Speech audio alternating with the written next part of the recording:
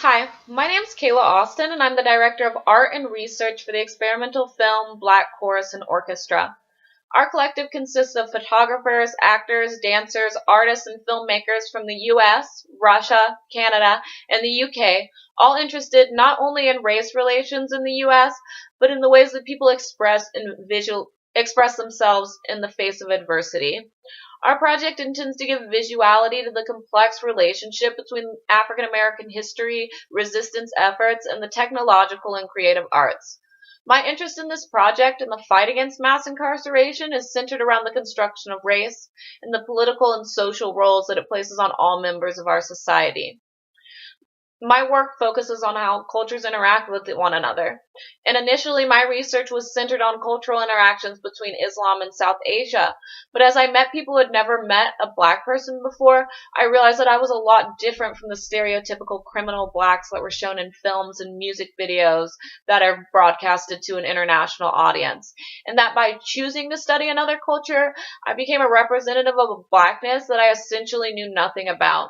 So I began African American studies and have been working in the field since. Mass incarceration can find its origins in the slave system of the early United States.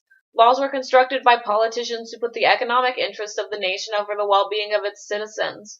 The control of the South dominated politics until the Civil War and then translated directly into the Jim Crow peonage bondage system that restricted African American progress and created a free labor system for ex-slaveholders.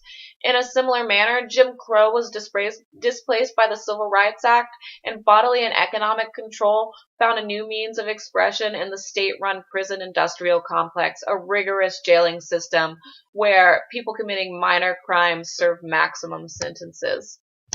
And this moment in U.S. history is critical. The racial tensions of our nation are rising to the surface again, and hate crimes and police brutality are more readily recorded and dispersed to the public, to an international public through the internet and social media. And our nation is terrified at the idea of a rapidly changing world, and we're using racial and religious difference as a scapegoat for the larger problems that affect all of us.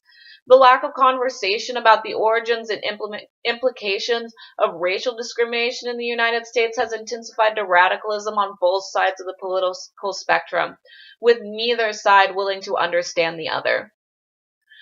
But there's a growing interest in knowing about race in the United States. In the first days of the Smithsonian Museum of African American History, it sold out tickets for the rest of the year, a moment few museums have accomplished.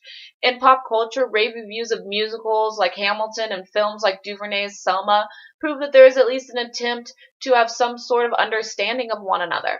So if there's this increasing interest in race and perhaps even justice and restoration, then I think that now is the time to push the conversation. That now is our moment.